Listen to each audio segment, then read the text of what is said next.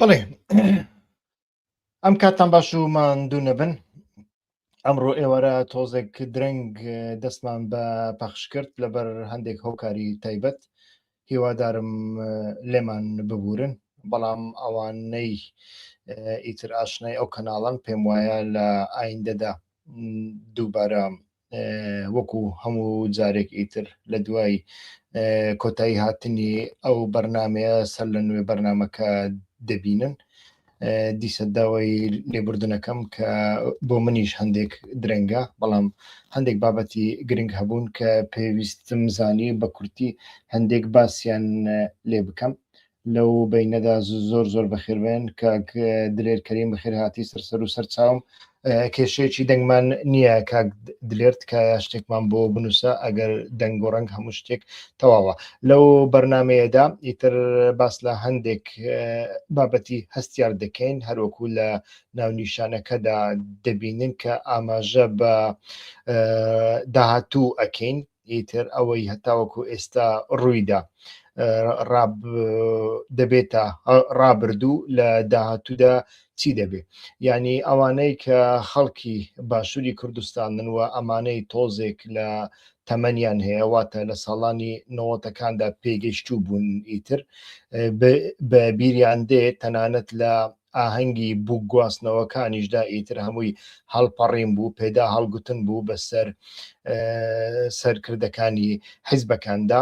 و دوای ئەوە ئیتر لە ساڵی 94 بەدواوە سەرەتا لە 92 ئیتر ئەگەرچی هەڵبژاردنێک ئەنجامدرا، بەڵام کۆتایی هاتنی هەڵبژاردنەکە بە شێوەیەکی نادیموکراتیانە، بە شێوەیەکی زۆر قێزەوەن کاریگەری لەسەر مۆدێلی کوردستانی عراق بەجێهێشت و ساڵی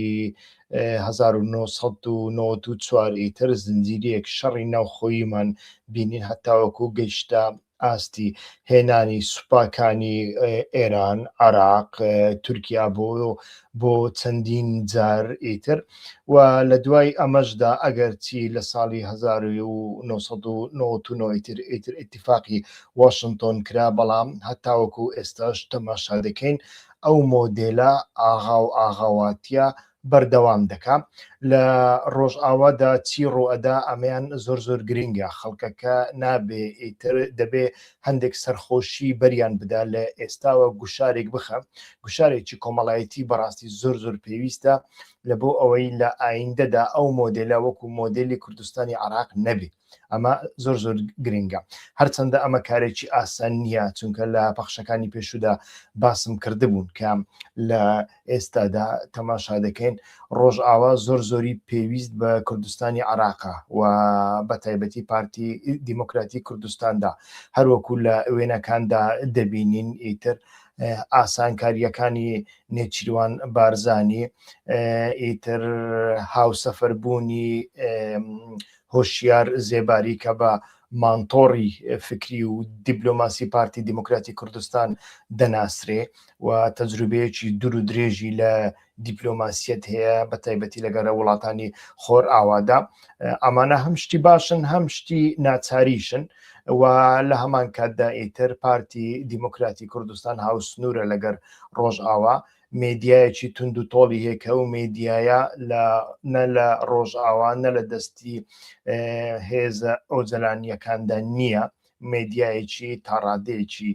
زۆر ئەتوانین بڵێن بێکەڵکە لە کارکەوتووە دواکەوتووە و لە هەمان کاتدا ئیتر لە دیپلۆماسیەتیشدا تەماشا دەکەین هەم تەجروبە کەمە و هەم ئیتر تەماشا دەکەین لە هەندێک بواریشدا ئەم جۆرە دیپلۆماسیەتی کە ئێستا دەکرێ واتە ئیتر ڕۆژئاوا دەچێتە ژێر سەیوانی باشووری کوردستاندا، ئەمە خۆی لە خۆیدا ناچاریەکە و هێزە نێودەوڵەتیەکان، هێزە باڵادەستەکان ئەوانەی دیزاینی ناوچەکە دەکەن ئەمەیان پێویستە. ئەمە لە جێگای خۆیدا لە هەمان کەدا مەسەلەی پارە و پوڵ هەیە، ئەمەشیان زۆر گرنگە کە پارتی دیموکراتی کوردستان و حکوومەتی هەرێمی کوردستان لە بواری پارەدا ئیتر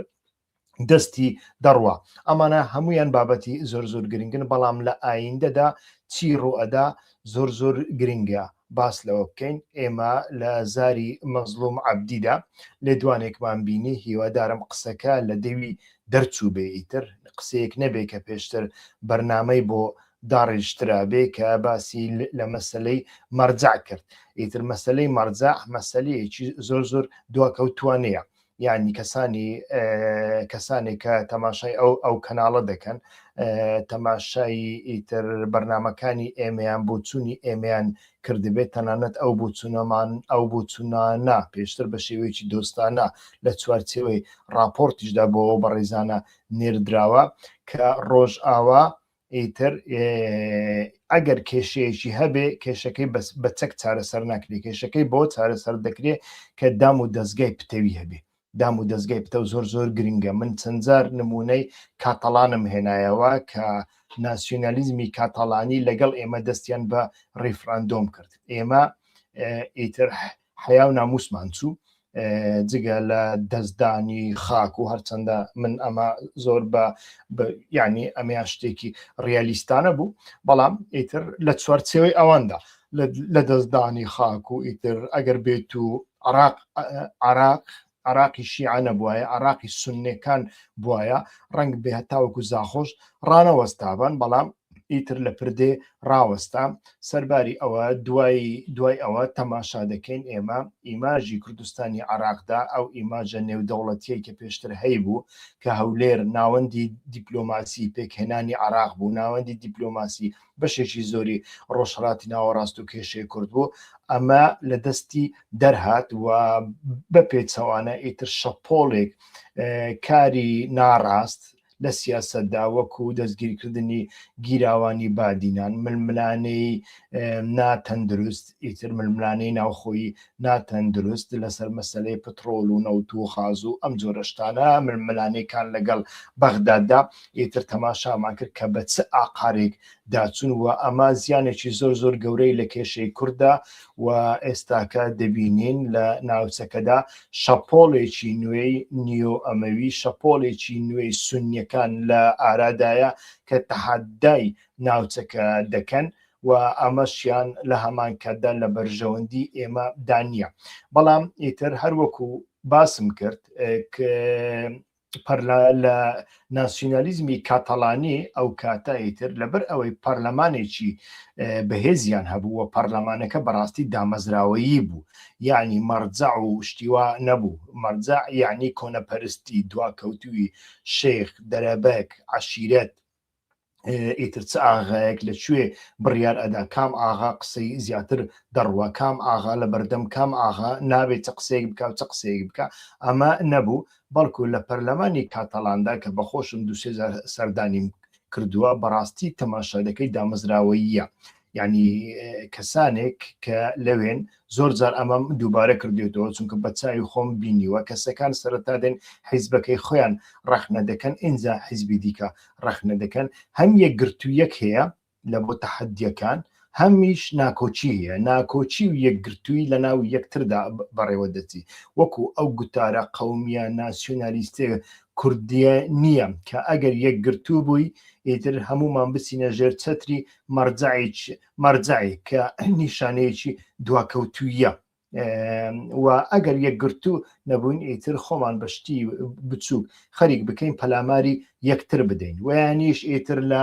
هەڵومەرجە تایبەتەکاندا کەس بۆمان نەبێ ڕەخنە بکەین، ئیتر هەر کەس مەلا ئاسا فەقی ئاسا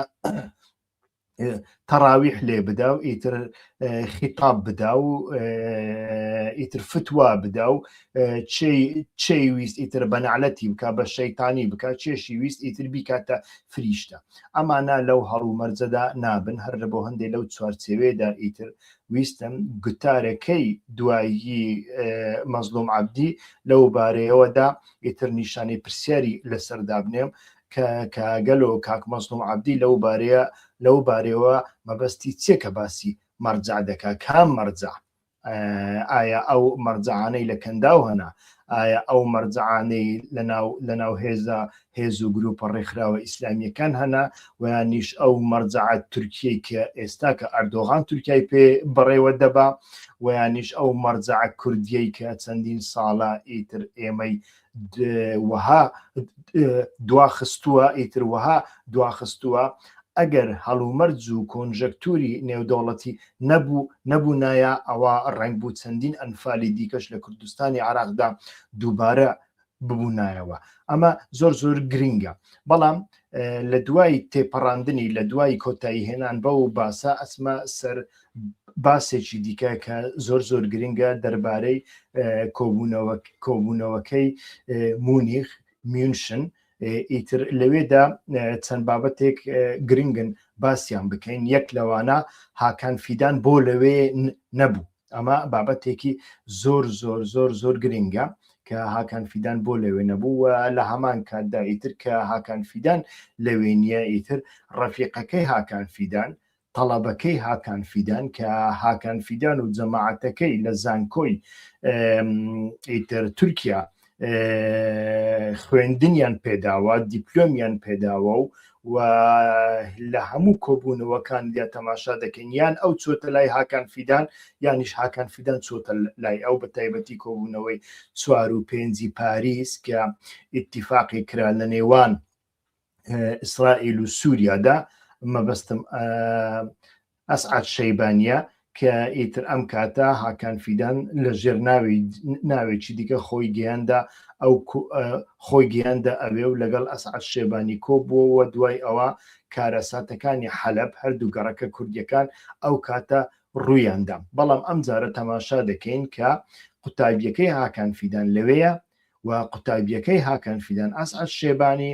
لەگەڵ مەزلوم عەبدی هەم سوعبەتێک دەکا، هەم محەبەتێک دەکا، هەم دواییشیان لەسەر مێزێک کۆدەبنەوە لە دەوری وەزیری دەرەوەی ئەمریکا، ئیتر مایک ڕۆبیۆ. و مایک ڕۆبیۆ پێدەچێ ئیتر دەستپێشخەریەکەی ڕۆژهەڵاتی ناوەڕاستی بە تایبەتیش مەسەلەی کوردی، بە تایبەتی مەسەلەی سووریا لە دەستی تۆماس باڕاک دەرهێناوێ. یعنی دەبوایە لەو کۆبوونەوەیدا بەلای کەم ئەگەر مایک ڕۆبیۆ لەوێ بووە زۆر ئاساییت دەبێ کەسێک لەو ئاستەدا، یعنی یان لە ئاستی سەرۆک یان لە ئاستی جێگری سەرۆک و یانیش لە ئاستی وەزیری دەرەوە لەوێ بەشدار بێ و قسە بکە. بەڵام کاتێک کۆبوونەوەیەکی وە لەسەر سووریا دەکرێ و جاری یەکەمە ئیتر کۆبوونەوەکە لە نێوان وەفدی سووریا و وەفدی هێزەکانی سووریای دیموکراتیک و خۆسەریدا ساز دەکرێ و هەردووچیان لەسەر یەک مێز کۆ دەکرێنەوە. لەوێدا ئیتر تەماشا دەکەین تۆماس باڕاک لەوێ نییە، هۆکاری تۆماس باڕاک لەوێ نییە، کۆمەڵێک شتمان نیشان دەدا خۆی لە خۆیدا.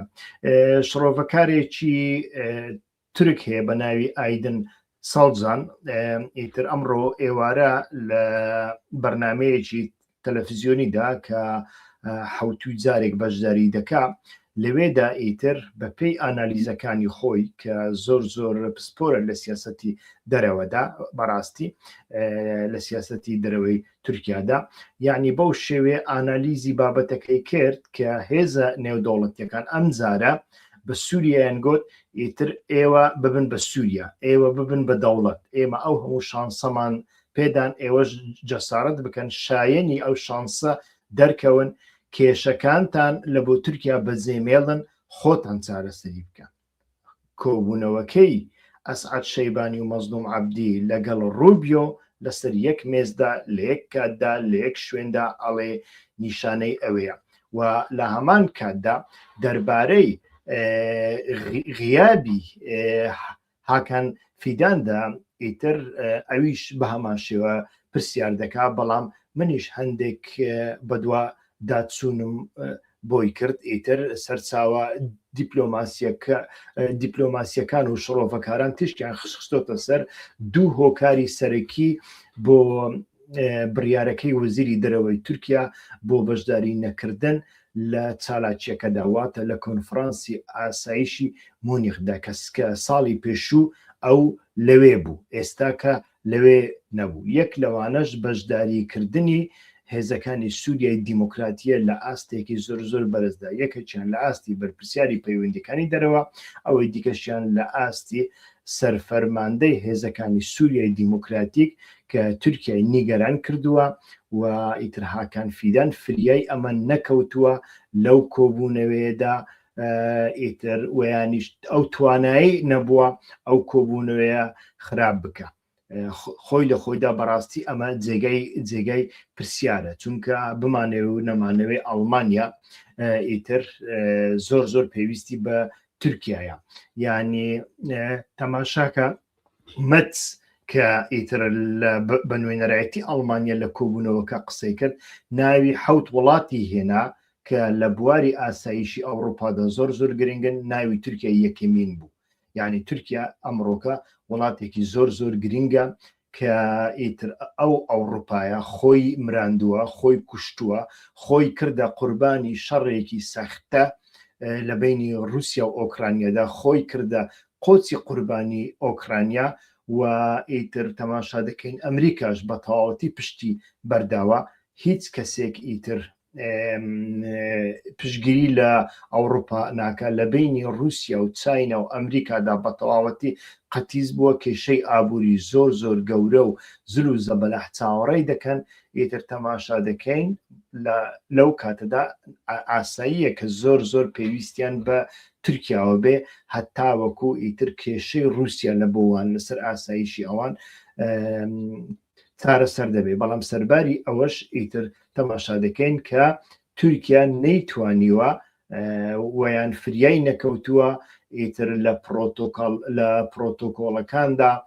مەزلوم عەبدی و ئیلهام ئەحمەد بێنێتە دەرەوە. و لە هەمان کاتدا ئیتر ئەمە ئانالیزی تورکەکانە ئەڵێن هاکان فیدان بۆیە لەوێ نەبووە چونکە لە ئاستی بەرزەوە ڕێگای پێنەدراوە ڕۆلی قسەکەر ببینێ. خۆی لە خۆیدا لە کۆبوونەوەی ئەمجارەدا 3 قسەکەری سەرەکی هەبوون. وەزیری دەرەوەی ئیتر وەزیری دەرەوەی ئەمریکا بوو و ماکرۆن بوو و لە هەمان کاتدا مەتس بوو، یعنی شانسۆلیای ئەڵمانیا بوو. ئەمانە قسەی سەرەکیان کرد، ئەمانەی دیکە زۆر قسەی وەکو قسەکەری سەرەکی ئیتر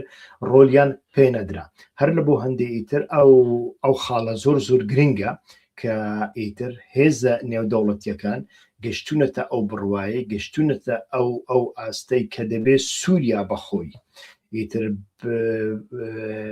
لەگەڵ هێزەکانی سووریای دیموکراتیکدا کێشەکانی چارەسەر بکە. و لە هەمان کاتدا لە کۆبوونەوەکەدا ئەوەی بینیمانچی بوو مەزلوم عەبدی فەرماندەی گشتی هێزەکانی سووریای دیموکراتیک لە کاتی بەشداریکردندا لە کۆنفرانسی ئاسایشی مونشندا لەگەڵ نوێنەری باڵای سعودیا کۆبووە. یعنی هەمووتان بینیتان کە لە 14 شوباتدا واتە دوێنێ کۆبوونەوەیەکی گرنگ لە پەراوێزی کۆنفرانسەکە بەڕێوەچوو شازادە فەیسەڵ بن فەرحان بن عەبدوڵڵا ئیتر بەشداری تێدا کرد لەگەڵ مەزلوم عەبدی و لەگەڵ ئیلهام ئەحمەد و ئیتر ئەسعەد شەیبانیش تێیدا بوو. ئێمە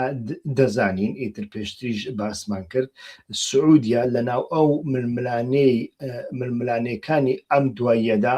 وجودێکی زۆر گەورەی هەبوو و وجودی سعودیا نەک بە تەنیا دیپلۆماسی بەڵکو لە هەمان کاتدا وجودێکی ئیعلامی زۆر خراپی هەبوو کە هەتاوەکو ئێستاش کاریگەری بەسەر دەرونی عەرەبە ناسیۆنالیستەکانەوە ماوە. عەرەبە ناسیۆنالیستەکان ئیتر لە کۆبوونەوەکەی مونشن بۆیان دەرکەوت کە ئەوەی سعودیا ئەیڵێ، ئەوەی تورکیا ئەیڵێ، ئەوەی قەتەر ئەیڵێ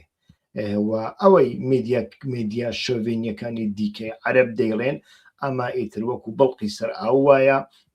لە پڕەوە دەتەقێتەوە و نامێنێ وڵاتانی ناوچەکە بڕیاری دیکەیان بەدەستەوەیە لە کاتێکدا ئیتر کە ئەمریکا لە ناوچەکەدا دەکشێتەوە. ئیتر هەر هەموو ئەمانە بێگومان پەیوەندیەکیان لە نزیکەوە بە هەژمونی ئیسرائیل و نیگەرانیەکانی ئیسرائیل لەو بارەوە هەیە. ئیتر ئیسرائیل بە هیچ شێوەیەک 100% ڕێگا بە کۆنتڕۆلکردنی سووریا لەلایەن سعودیا و کۆنتڕۆلکردنی مطلق لەلایەن تورکیا نادا. هەرچەندە ئیسرائیل بە خۆشی ناتوانانی کۆنتڕۆلیشی مطلقی لەسەر ئەو ناوچەیە هەبێ، ناچارە ڕیالیز بێت، چونکە ئیتر ئیسرائیل لە هەمان کاتدا لەو سەردەمەدا ئەگەر زۆر زیاتر بچێتە پێش، ئەمە وەکو ئەوەی کە پێی دەڵێن سابوون دەخاتە ژێر پێی دۆناڵد ترامپ، چونکە دۆناڵد ترامپ ئیتر کەسێکە لە سوارچەوەی پەیمانی ئیبراهیمیدا کار دەکات. یعنی تەماشاکە هەموو پەیمانەکان، هەموو کۆبوونەوەکان تەنانەت لەگەڵ ئێرانیشدا کۆشنەرێک لەوێ ئامادەیە. زاواکەی دۆناڵد ترامپە کە هەموو پارەکانی دۆناڵد ترامپ، هەموو بیزنس و پرۆژە ئابوووریەکانی ئەمریکا و دۆناڵد ترامپ لە جیرفانی کۆشنەردایە و لە هەموو ئەو کۆبوونەوەانە تەماشا دەکەین کۆشنەرێک لەوێ ئامادەیە. ئیتر ئەمە بابەتێکی زۆر گرنگە. ئەمانە هەر هەمویان پێمان دەڵێن کە لە ئێستاوە ئیتر ڕۆلی تورکیا تا ڕادەیەک ئیتر بچووک کراوەتەوە لە سووریادا. یعنی ئەو ڕۆڵەی کە بە تورکیا ئەدرا ئێستاکە وڵاتانی هاوپەیمان ئەوانەی کە جۆلانیان هێناوەتە سەردەسەڵات بە ئاشکرا ئیتر بە جۆلانی و بە شەیبانیان گوتووە کاکە لەمە دووە ئیتر نابێ ئێوە چاوەڕێی سعودیا و تورکیا بکەن دەربارەی کوردەکاندا بە خۆتان هەوڵ بدەن ئەو کێشەیە چارەسەر بکەن ویانیش لە شوێنێکدا کۆنتڕۆلی بکەن. بەڵێ ویستم ئەمڕۆکە دەربارەی ئەم بابەتانە ئیتر بە کورتی قسەتان بۆ بکەم بۆەوەی پەخشەکە دوور و درێژ نەبێت، چونکە کاتێکی درەنگە لە بۆ ئێوە و لە بۆ ئێمەش درنگە و ئیتر قسەی کۆتایی دواییم دیسا ئەوەی سەرەتایە ئەو مۆدێلە زۆر گرنگە کە لە ئایندەدا لە ڕۆژئاوادا دەیبێ. یعنی بەبێ ئەوەی ئێمە لایەنێکی ئیدۆلۆژی بە ئەساس بگرین و یانیش ئەوەی لە پاشخانی مێشکماندا هەیە بابەتە ئیدۆلۆژیەکان بە ئەساس وەرە بگرین کام مۆدێل بێ، ئێمە ئەوە ناکەینە بنچینەی گفتوگۆکانمان و یانیش ناکەینە بنچینەی پرسیارەکەمان کە ئێستا دایدەنێن کام مۆدێل بێ. من بەخۆم بە بۆچوونی خۆم پێشتر پێم گوتوونە کە هەردوو مۆدلەکە شکستیان هێناوە لە ئاستی هەر چوار پارچەی کوردستاندا، هەر چوار بەشی کوردستاندا، لە ئاستی کێشەی کووردا هەموو مۆدلە وجودیەکان لە قەیراندان و هەر هەمووشیان بەشی خۆیان شکستیان هێناوە. ئەو مۆدلە ناسیۆنالیزمە تەسکەی کوردایەتی ئیتر لە کۆماری لە دوای کۆماری کوردستانەوە شکست بە دوای شکست دێنێ هەتاوەکو ئەمڕۆ و ئەو مۆدلە چەپەی کە لە ڕۆژئاوادا بینیمان بە هەمان شێوە لە قەیرانێکی زۆر گەورەدایە و ئەمەشیان بەشی خۆی شکستی هێناوە. بەڵام هەردوو بەشی کوردستان تەماشا دەکەین هەتاوەکو ئێستا دەمینن. ئەمە زۆر گرنگە کە لەمە دواییتر کۆمەلگا بتوانێ پاڵێک بە سیاستوە بنێ. کۆمەلگا بە تەنیا هەر کۆمەلگایەک ڕووناکبیرەکانی، مەلا ڕووناکبیرەکانی، مەلا ناسیۆنالیستەکانی، مەلا چەپ و عیلمانیەکانی بە تەنیا چەپڵە لە بۆ سیاسیەکان لێ بدەن و بە تەنیا هەوڵ بدەن دەمی ڕەخنەگران بگرن کە پرسیارێکی زۆر مەشروع دەکەن ئایا لەمە دووە چ مۆدێلێک بی، ئیتر لەوێدا ئەو کۆمەلگایە هەڵوەشاوەتەوە، ئەو کۆمەلگایە ئیتر فەشەلی هێناوە. کۆمەلگا لە کاتێکدا سەردەکەوێ کاتێک کە قەیرانەکان ئیتر بە تایبەتیش لە وەزعێکی وەکو ئێستادا مەسەلەی جینۆساید تا ڕادەیەک دواخراوە پاشخراوە و یانی زەمینەکەی تا ڕادەیەکی زۆر لەبەر چووە نەماوە. ئیتر ئێستاکە کاتی ئەوە هاتووە بەبێ هەڵسوون بەبێ حیساباتی ئیدۆلۆژیک و سیاسی کە ئێمە ڕقمان لە چێمان خۆش دەوێ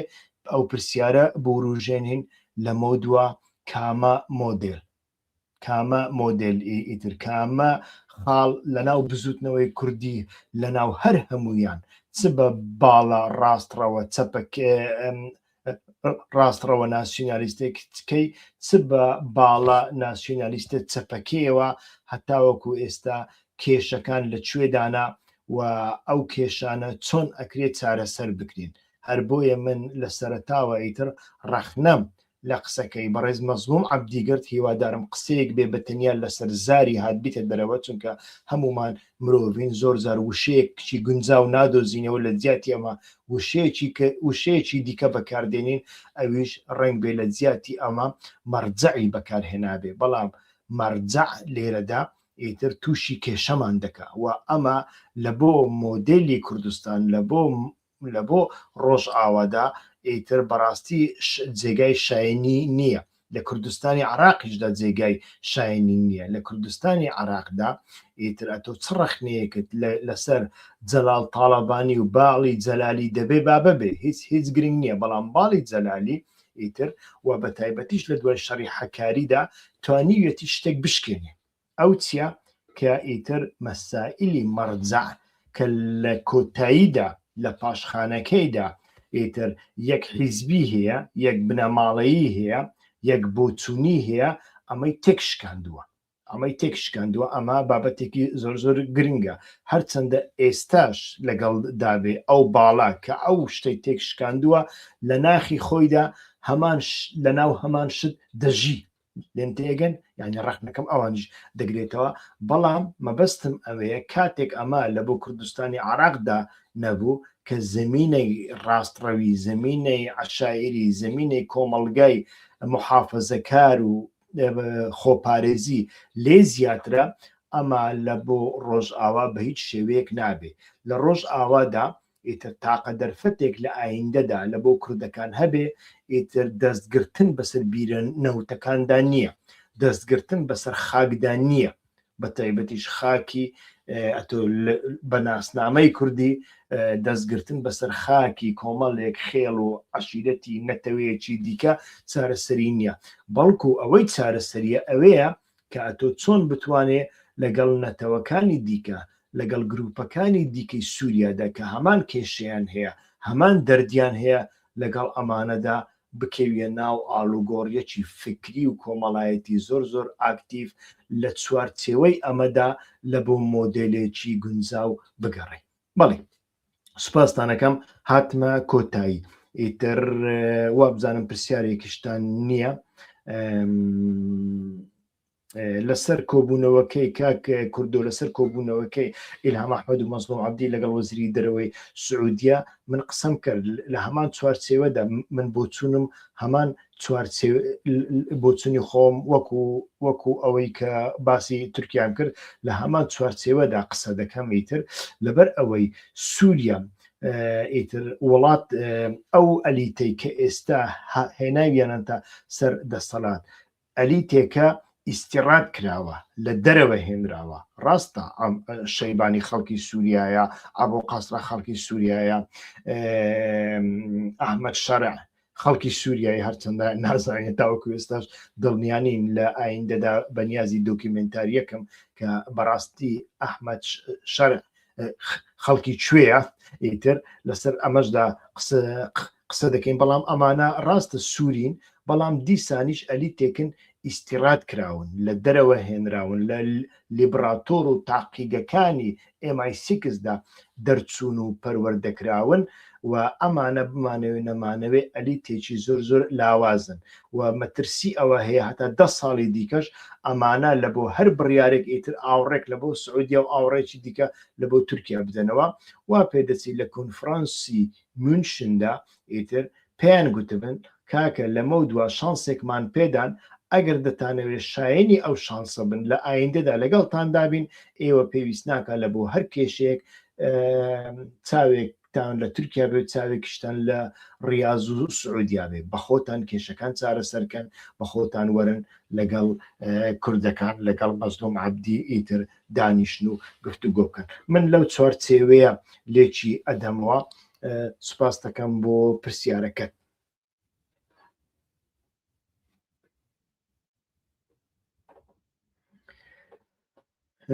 کاکە دیاری عومەر، منیش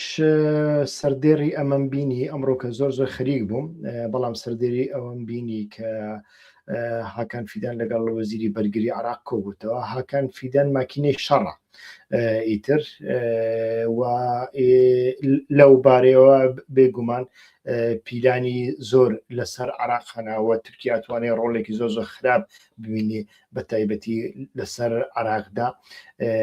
ئەمەیان ئەو مەترسیە بەڵێ بەردەوام دەکات ئیتر هەم بەنسبەت هاندانی سونە هەم بەنسبەت ئەوەی کە شەڕێکی دیکە لە شنگال و لە قەندیل و ئەمانە ساز بکرێن لە قەندیل باوەڕ ناکەم بەڵام من لە شنگال ئیتر شتێکی واکەم چونکە شنگال شوێنێکی استراتیژیکە بەنسبەت تورکیا بەنسبەت ڕۆژئاوا بەنسبەت عراق بەنسبەت سووریاش بەنسبەت هەموو لایەنەکان شوێنێکی استراتیژیکە بەڵام لە هەمان کاتدا وەکو کۆبانێ شوێنێکی حساسیشە لەبەر ئەوەی کۆمەڵکوژی گەورەترین کۆمەڵکوژی داعش جاری یەکەم لە شنگال ئەنجام درراوە جارێ وەڵامێکم پێ نییە بۆ ئەوە دەبێت تەماشا بکەم تاراخان بەڕێزتارە ستڵاو جەنابتان گەر یەکەم دەستڕۆیشتووی ڕۆژئاوا بوویناتە شیکردنەوەی دەرەوەی فشاری بوویتایەش شتێک دەکرد لە دەرەوەی فشاری دەرەکی نەخێر شتێکم نەدەکرد لەبەر ئەوەی ئێمە پێشتریش لە بەرنمەکاندا وتومانە ینی ئێمەش لە زیاتی ئەوان باین هەمان شتمان دەکرد چونکە ئەمانە هەر هەمویان پەیوەندیان بەو کەشە سیاسی و کۆمەڵایەتی و ئیدۆلۆژی و حیزبیەوە هەیە کە پێشتر لەوێ وجودی هەبووە هەبوونی هەبووە یان ئەتۆ دەبێت سەرکردەیەکی کاریزماتیکی فکری زۆر زۆر گەورەبی کە بتانی لە یەکەمین ترکەدا پێشەوەی دەست بە جوولانەوە یانی لە سەردەمی بەهاری عەرەبیدا پیلانێکت بۆ ئەوە هەبوو بێ بە تەنیا خەریکی شەڕ نەبووبی بە تەنیا خەریکی ئەوە نەبووبی کە ئەتۆ لە یەک کاتەگۆڕیەوە ئیتر پیلانەکان دابنێ و سیاسەتی ڕۆژانە بکەی یان ئەوە تا تۆ ئەو کارت دەکرد کە ئێستا دەیکەین ئەمە پەیوەندی بۆەوە هەیە ئیتر ئەمە بابەتێکە زۆر زۆر گرنگە و مرۆڤەکان حتا شوێنێک ئیتر ئەتوانین بڵێن توانایان هەیە تواناکانیان سنووردارە گروپەکانیش بە هەمان شێوە بەڵام بۆکو وتم ئەوەی ئێستا کە ڕوئەدا پەیوەندی بەو کەشە سیاسیە کۆمەڵایەتیە حیزبیە کەسایەتیانەوە هەیە کە لەوێ سیاست دەکەن و وجودیان هەیە منیش ئەگەر لەوێ بام بە احتیمالی زۆر خراپترم کرد با باشترم نەدەکرد ئیتر و ئێمە هەمومان مرۆڤین هەمومان لەو کەش و هەوایەنەدا پێشتر سیاستمان کردووە و سیاسەتی هەڵەمان کردووە بڕیاری هەڵەمان داوە کاری هەڵەشمان کردووە سوپاس دەکەم پرسیارێکی جوانە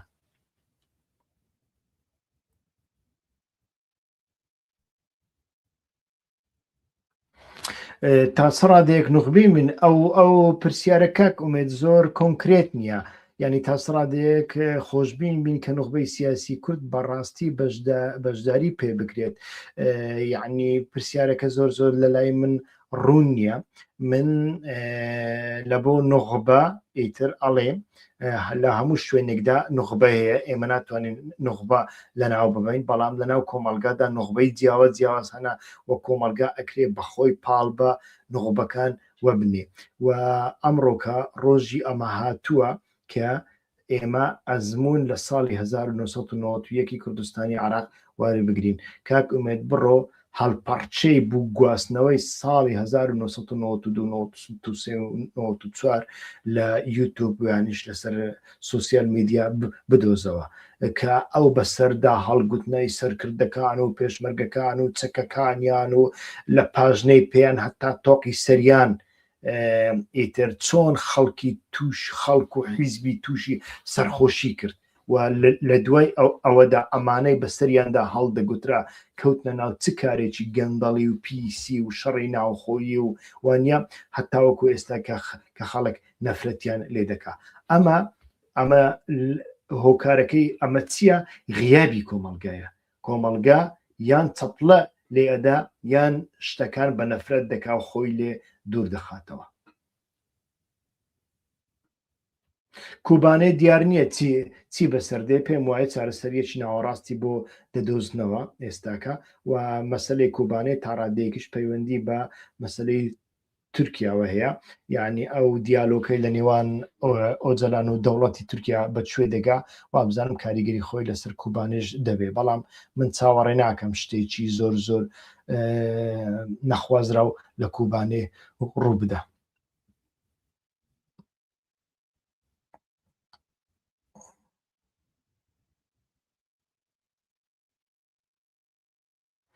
بەڵێ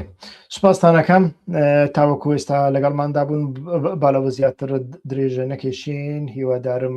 یارمەتیمان بدەن بۆ گەیاندنی دەنگمان بۆ گەیاندنی ئەو کەناڵە ناساندنی ئەو کەناڵە بە دۆست و هاوڕێیانتان تکایە ئەم خاڵە بەردەوام دووبارە دەکەمەوە ئەم گلەیە بەردەوام دووبارە دەکەمەوە هیوادارم تکایە بتوانن یارمەتیمان بدەن چونکە بەڕاستی وەکوتم لە مێدیای نەریتیداوە لە سوسیال مێدیادا ئیتر